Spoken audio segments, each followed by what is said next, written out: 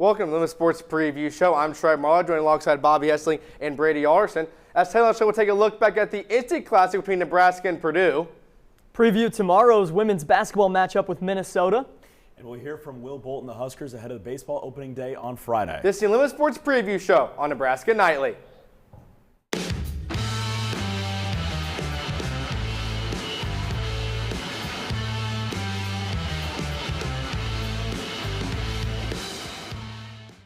Welcome back inside the studio. Last night, Purdue came into Lincoln and defeated the Huskers in an overtime thriller. Let's take a look at the highlights. Nebraska playing host to Purdue. All Boilers early as Braden Smith drills the triple. Purdue would jump out to a 14-1 lead. Back comes Nebraska. Cale Jacobson cuts the lead to 7. Huskers still trying to climb back. Braden Frager nails from deep. Nebraska will go down by as much as 22 in the contest. Nebraska not dead yet. Sam Hoiberg cuts the lead to 5, and PBA is on fire. Purdue with the answer. Jack Benter puts Purdue up 8 late in the second half. Nebraska comes all the way back, however, as Frager dunks it home and Mast with 5 points late to send this thing to overtime, 68-68. First overtime, Price Sanford gives Nebraska a lead, but it wasn't enough as Nebraska falls to Purdue 80-77. The message to our guys was we lost that game in the first 3 minutes. You know, you dig yourself whatever it was, 14-1. Call the timeout, and you know we're down double digits before the first media, and you know it's hard to climb out of a hole against a team like that that's got that type of experience, that type of leadership. Guys, the comeback was a great time. Showed this team's ability to battle through adversity, but Fred talked about it just there. This game was really lost in the first 3 minutes. Yeah, it's hard to beat a team when you give up 21 offensive rebounds, 17 second chance points, and the other team outshot you in 3-pointers. It's just a recipe for defeat. Well, you mentioned the first 3 minutes. That's where Purdue really gained the advantage. They were 14-1 hitting the first media timeout. At that point, it just looked like the game was lost for Nebraska, but you have to give credit to this Nebraska team, able to fight all the way back in order to get back into this ball game. I mean, they didn't get a lead until overtime, Trey. I mean, that's just how the game went for them, but they gave everything they got, especially being down by 22. You got to love their resiliency. Yeah, I think the biggest thing that we've seen against Illinois and then also Purdue last night was the rebounding. I mean, offensively, defensively, Purdue almost had 60 rebounds. Yeah, and they got out-rebounded by almost 20 boards, 21 offensive for Purdue, like I already said. And it seemed these last 3 losses for the Huskers, they almost have lost more and more confidence each time. You saw the Michigan one back and forth the whole way. Then Illinois, they pretty much led that entire game. And then in the Purdue game, Nebraska doesn't lead until overtime. So just looking to get right against Northwestern coming up. Yeah, and as well, going back with the rebounding thing, it's just been back-to-back games at home that they've lost on the rebound battle as well. I get it. Purdue and Illinois are very tall teams. You have Oscar Clough, he's like what, 7'2". Daniel Jacobson is also 7'3", 7'4". They're a very tall team. Trey Kaufman-Redhead, 19 rebounds as well. Overall, it's just a very physical team. Nebraska has to get that physicality back. Yeah, I think another thing that I was surprised by was the 50-50 balls. For what feels like all season long, Nebraska has really prided themselves on being the scrappier, tougher team. This was the first time really all year that Purdue was getting to almost all the 50-50 balls, was really out-hustling Nebraska. Yeah, we talked about how tall Oscar Clough is, but Rink Mast isn't that much shorter than he is, and Rink Mast just got bullied in the boards that game. It was 14 rebounds for Clough. I think Mast had 6, and Mast has just got to be better, a little bit quicker on the boards. Yeah, you just have to get that advantage back there as well. You didn't see a whole lot of Burke Butengel. I know he was minus 22 in the plus-minus category, but still, you'd like to see him out there as well, maybe more of him and Mast out there together to grab rebounds together. But then again, we talk about all kind of the negatives that didn't go right. I mean, the resilience down the stretch for Nebraska was really impressive. Down 22 early in the second half to climb all the way back to send this thing to overtime, really have a chance to win it in regulation was really a positive maybe on a night full of negativities. How about being down 12 with the under 4 media timeout? You absolutely love that, the fact that they're able to battle their way back and force overtime. Just wish that Rink Mast hit that final free throw. And it's nice to have Rink Mast back and playing well again. He went through that slump where he wasn't really playing great, but he's got 20 and 18 in his last 2 games. The win against Rutgers, I think 24, 18 points against Purdue yesterday. It's nice to have him playing well again. Just need to see him do a little bit better on the boards. Now backtracking to a more positive outcome, Nebraska responded well to the Michigan-Illinois loss with a win at Rutgers on Saturday. Yeah, they looked great. After 2 straight losses, you start to worry. I know it's 2 straight to ranked teams, but you get that chance for a get-right game, and it can really hurt your momentum if you don't come out well in that one. But a good 12-point win for the Huskers to get back where they need to be. And they didn't shoot great from three, but Rink Mass played really well. You mentioned he had 24, 26 points, something like that. It was a very complete team game from the Huskers as well offensively. They led by anywhere between 5 to 10 a majority of the way, and they were able to hold on. And Rutgers is a hard place to win as well, and a very defensive-minded Rutgers team as well. Yeah, the RAC, we saw Michigan State took 2 overtimes to win there a couple games before. Nebraska visited New Jersey. But again, for Nebraska, it was just a really complete performance, like you mentioned, Bobby. They took the lead. They were up by 14 at the half, won by 12. Rutgers had a couple runs, but Nebraska never really let Rutgers stack possessions on. The other thing that helps as well is Nebraska only turned the basketball over 6 times in the win over Rutgers as well. Protecting the basketball's got to be key down the stretch of conference play. Yeah, and the good thing for Nebraska as well, last time they had those 2 losses, they got a game like Rutgers to get themselves right. Now they've got a team in Northwestern who they already beat 77-58 this season, and a chance again to bounce back from that loss. Yeah, the Huskers get a couple days off here before Northwestern comes to town, and when Northwestern comes to town, it's all about stopping Nick Martinelli. It really is, and Nick Martinelli's last game against Iowa, he did struggle a little bit shooting from the field. Now, Nick Martinelli is one of the best scorers in the Big Ten. I would assume we see him get back on track, and he's able to get back to his normal ways in terms of trying to score. I think it's good for the Huskers as well. You get to bounce back at home this time rather than going to Rutgers and trying to win. You get to stay at PBA, maybe feed off that crowd and build up some momentum going into that big game against Iowa. We'll come up after the break. We're joined by Harmon Johnson and Beck Frazier for a look at Nebraska's postseason odds as March gets closer. The need for blood never stops. And at the Nebraska Community Blood Bank, your blood could help save lives. Right now, only 7% of the population donates blood. But imagine if there were more. We're sitting at below a 7-day level of supply of all blood types across the board. So every blood type is important, and we need all donors of all types to come in and donate right now. At the Nebraska Community Blood Bank, they believe that all types make a strong blood supply.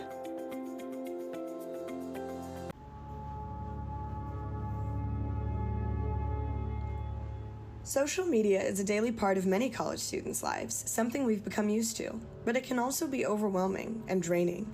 Studies show that taking regular breaks from social media reduces stress and improves mental health. Too much screen time has been proven to increase anxiety, while stepping away helps you reconnect with the world around you. Take a break. Protect your mental health.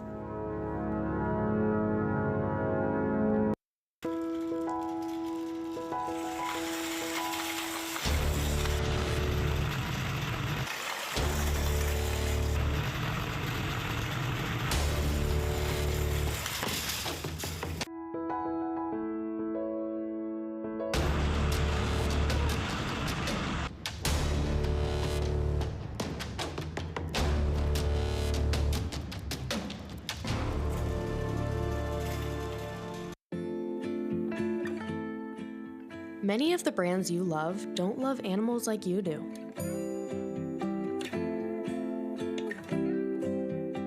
Look at the labels of products you use for a bunny logo signifying they don't lab test on animals.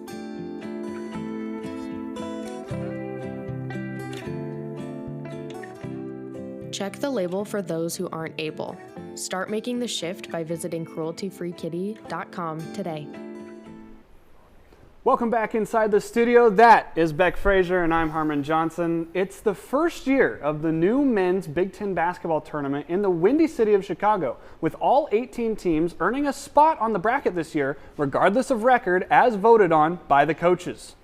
After a lone year of 15 teams qualifying as the Big Ten transitioned its 4 new West Coast members in, Big Ten fans get a chance to see everyone compete at least once, like it was back when the conference was only 14 teams. Now let's take a look at this new and improved bracket as teams like Nebraska are bidding for an unprecedented and much needed triple bye. You see day 1 there, the 15 versus the 18, the 16 versus the 17.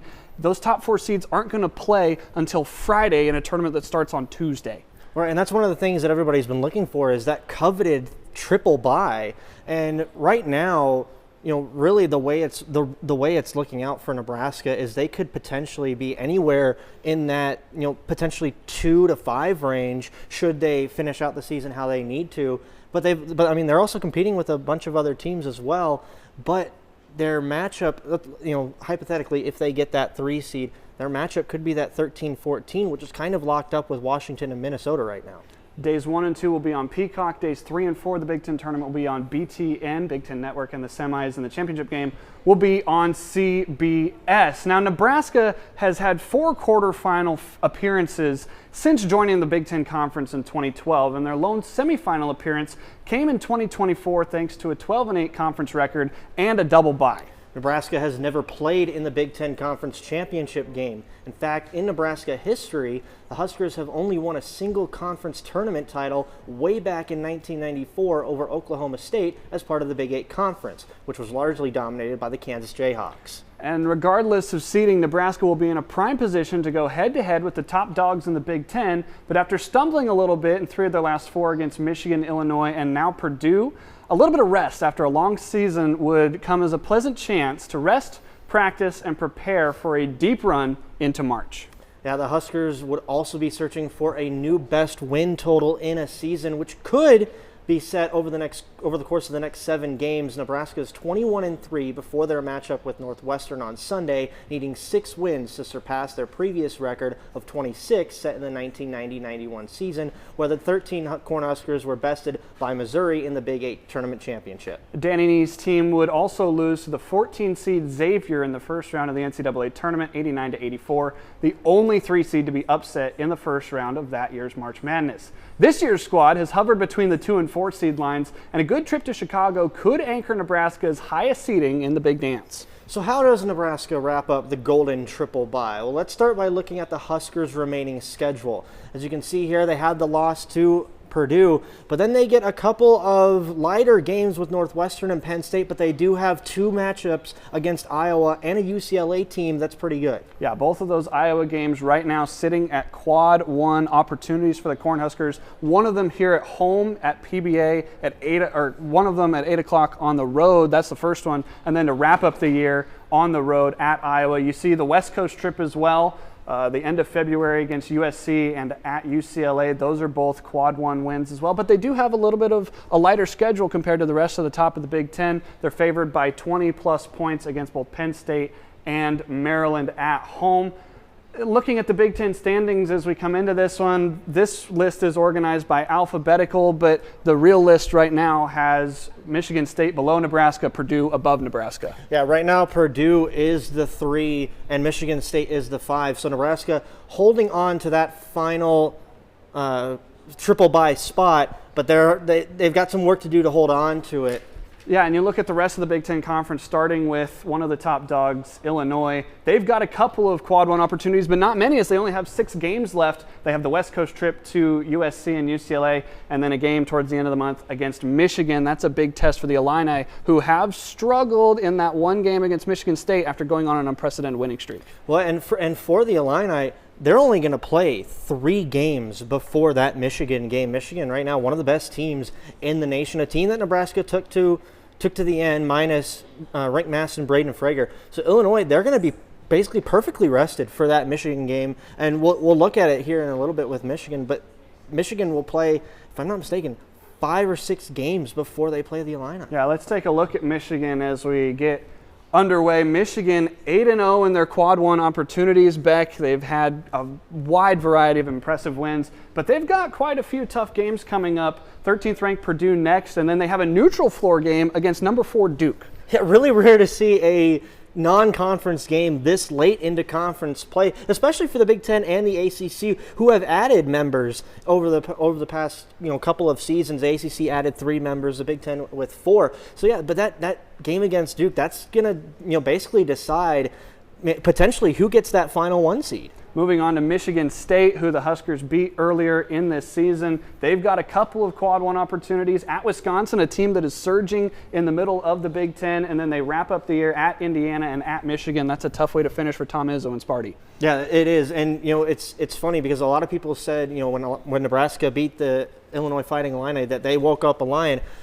Since Nebraska's beat Wisconsin, they've kind of been the same way. They just knocked off that Illinois team, and in a game where I don't think a lot of people thought they were going to do that. But now Michigan State, Wisconsin, Purdue, Indiana, and Michigan, that's pretty tough.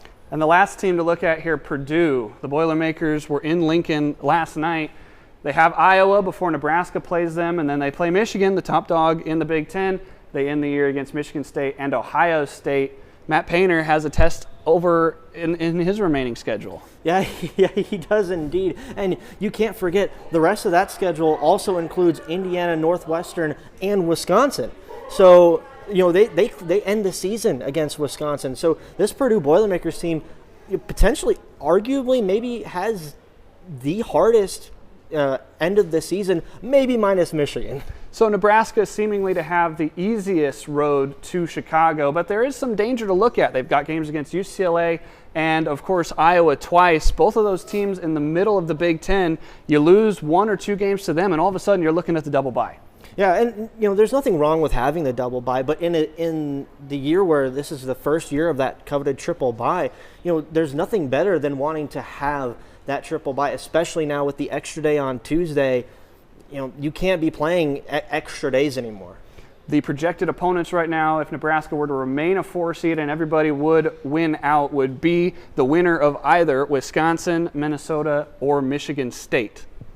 Yeah, and it's basically become this battle of it's so tight now in the Big Ten where you can do basically all the projecting you want to, but with what we've seen, even just over the past week, there is no telling what's going to happen with so many teams that are super tight up at the top of the conference. Nebraska, of course, has beat all 3 of them. And looking at the seeding nationally for the tournament, you've got Nebraska at a 2 seed right now, according to the DeCourcy line, Michigan State at a 3, Michigan at a 1 in the Midwest, Illinois at a 2, and Purdue at a 3. Yeah, and we'll have to see, maybe if that changes with that Purdue win over Nebraska. You have to wonder if that gets Purdue to that 2 seed, because Nebraska was that final 2 seed. They were the worst ranked 2 seed. So maybe, Nebraska's still looking at a 3 seed, but still some time to get back up into that 2 seed. And then if things go really right, potentially looking back at a 1 seed, and they've got 7 games left, so who knows what'll happen. Who knows? Only time will tell if the magic will remain with Fred Hoiberg's squad as teams dive deep into February. The Huskers are certainly still control their own destiny, but would love some help as the top of the Big Ten beats up on each other. Should the Huskers hold on for the triple bye, it would set up maybe the best chance for a conference tournament title since 2024, as Husker fans would love to hoist another trophy in this storybook season before taking on a new challenge in the Big Dance. That's it for Beck and I. Trey and the guys will be back after the break. Okay, so how about this much? I don't know. Well, how about this much? I don't know. How about... Actually, I don't know. Okay, maybe this much? I don't know. The very tip of your pencil, a fraction of a raindrop, 3 grains of salt. That's how much it takes for a dose of fentanyl to become lethal. Learn more at realdealonfentanyl.com.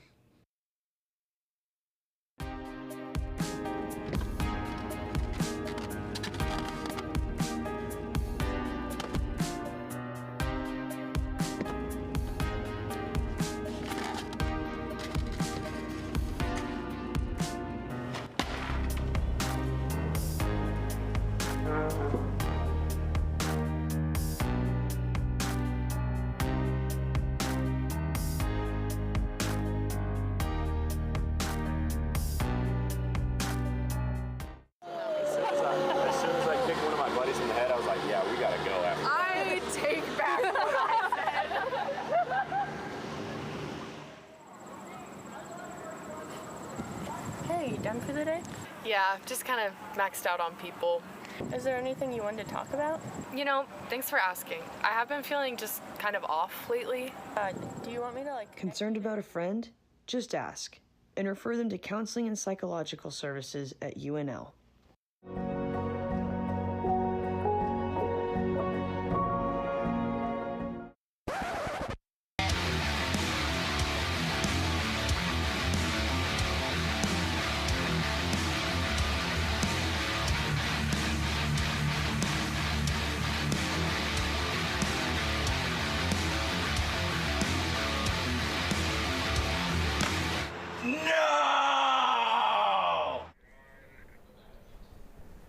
Welcome back over to the sports set as we turn the page to women's basketball. And guys, this is a team that's starting to let the season slip away. 3 losses in a row by 10 or more points, but you take a look at it, all 3 of those losses are to top 25 teams. but you're 0-7 against top 25's teams this year. You've been ranked at one point. At some point, you just got to win at one of those games against a good team. And I'll give the women's team credit for this, having to go on the road to Ohio State and on the road to Michigan. That's tough to win there. Those are two tough places to win.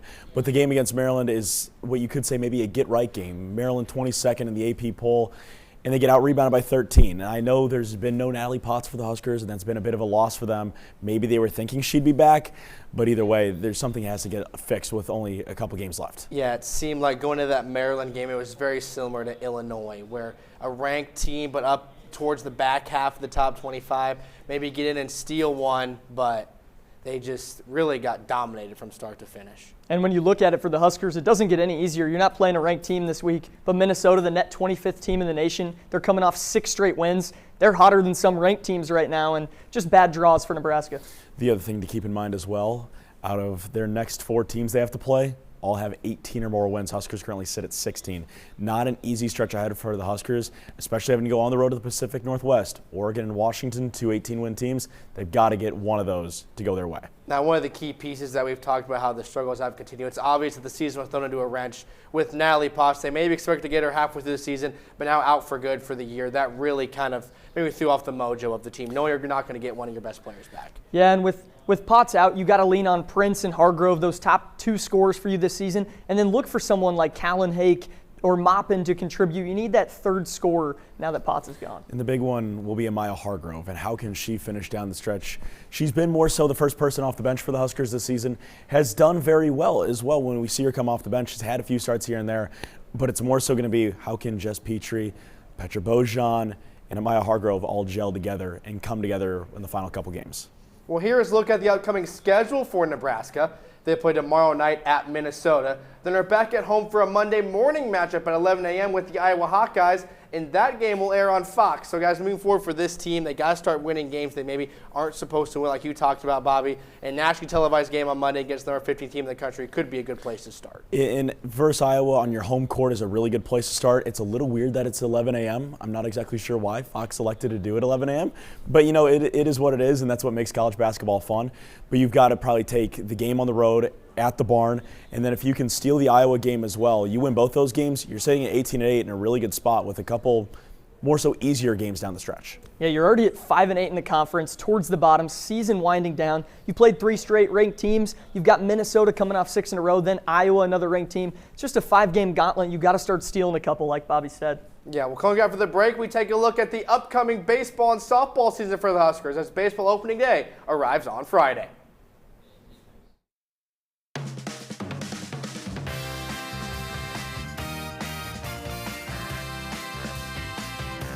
Nebraska Nightly.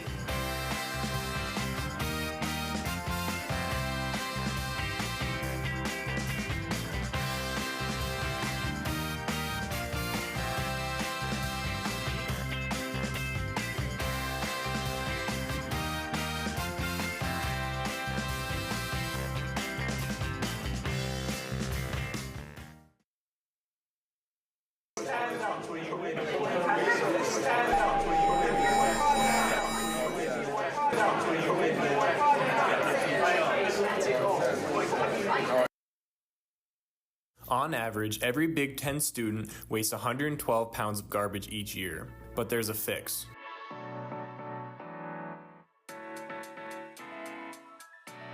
Make sure you use an Aussie when you dine in and be a part of the change.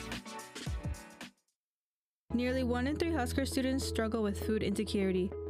Husker Pantry addresses food insecurity and a welcoming space by providing free food and personal items to UNL students in need. Due to high demand, the pantry often runs out of essential items. Help keep the pantry stocked by donating the most needed items. From canned food to personal items and cleaning supplies, you can make a difference by donating. Learn how to donate by visiting pantry.unl.edu.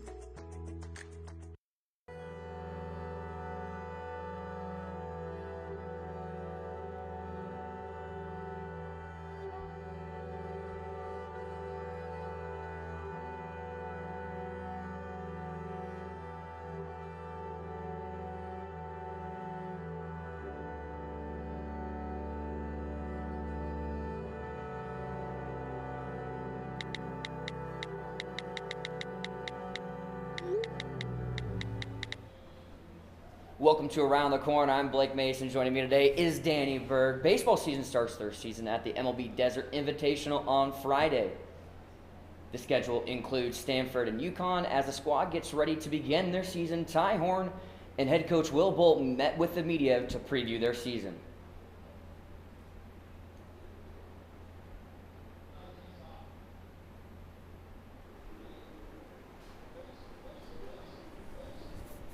Once you figure out, I'm not saying I figured out baseball completely, but once you know what your role is, what you're going to do, I think just being a better teammate and just being there for the guys, it's kind of like the most important thing in this culture. I just, that part of it, I'm excited to see the chemistry of the entire group playing together come about, and just they're about the right stuff. I mean, these guys, their conversations are about the right things, and how they prepare is the right way. And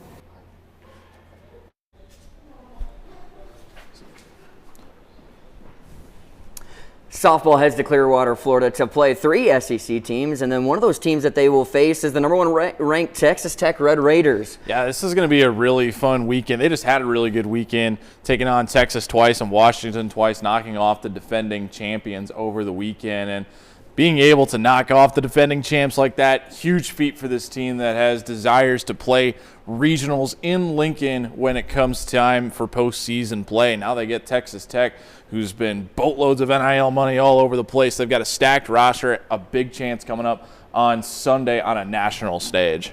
Yeah, on top of that, looking at last year's softball, they went 43-15, just had an electric year. Now they just want to overcome that and go even further. Well, look at some of these other teams on the schedule, though. As you got LSU on there, number 12. Georgia's number 20. Tennessee is number 3. Don't sleep on UCF either. They've been pretty good as well. This is a very, very tough slate that they're going to have over the course of 4 days. So look out for Nebraska softball. They want to prove that they're real this year. They've got a great chance to do it. Let's keep going. We got some more to get to. Wrestling is going to head east this weekend. They've got big meets against Illinois on Friday night and Indiana on Sunday morning. Track and field's got 3 different invites coming up on Friday and Saturday. They'll be going to the Heartland Invite in Indianapolis, the Tyson Invite in Fayetteville, Arkansas, and the Husky Classic in Seattle. Men's gymnastics is going to host a quad meet on Saturday afternoon at the Devaney Center for their second home meet of the year after narrowly defeating Penn State last week 318-317. Women's gymnastics is going to wrap up their home slate on Sunday with a pivotal Big Ten battle against Illinois. We've had a lot of really good so far. Wrestling, especially, they've had it up and down so far this season as a team, but some really good individual wrestlers this year. A lot of great individual wrestlers this year, and it's just about who can overcome those adversities later on in the year. But again, it all matters until once you get into the nationals and past that. That's when it really matters. Right now, it's just about honing in where you're at and being able to beat those individual battles and hopefully win a meet. Yeah, another top 10 wrestling team that Nebraska's putting out there. Mark Manning's got his squad in order. Let's send it back over to the roundtable with Bobby, Brady, and Trey. Thank you, Blake and Danny. Speaking of Nebraska baseball, tough news for former Nebraska pitcher Spencer Schwellenbach, as he was placed on the 60-day IL ahead of the start of spring training for the Atlanta Braves. Guys, it was 65 this weekend. Pitchers and catchers report on Friday. It's MLB and baseball's back.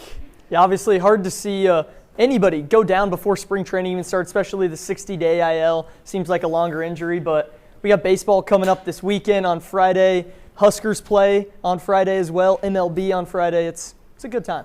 I was going to say, you guys ready to get back over to Haymarket Park? It's been warm all week. I'm ready to be back there right now. Yeah, I was over there for the presser on Monday, and it just felt like baseball. I was in shorts. The guys were out there playing hacky sack in the bullpen. The music was playing.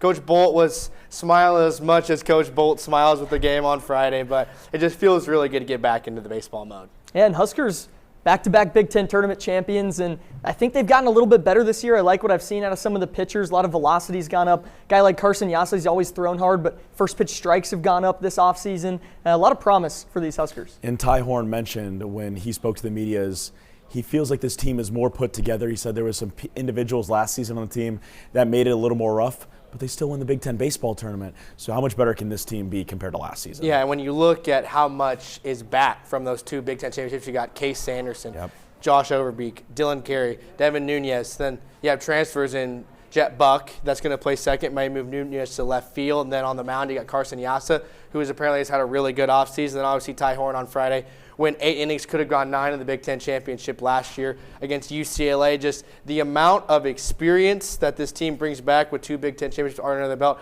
has to be super intriguing for Nebraska fans. Well, back to basketball. What does Nebraska have to do on Saturday to get back on track against Northwestern? I think just keep doing what you've been doing all season. Already beat them 77-58. Rienk Mast is finally trending up again. And I think it's just a game where if you go out there and play like you've played all season, you're going to win this game pretty handily.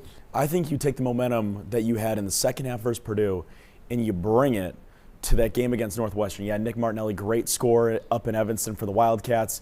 Just focus on the fundamentals, rebound the basketball, go back to what you did against Rutgers and protect the basketball. Only 6 turnovers versus the Scarlet Knights.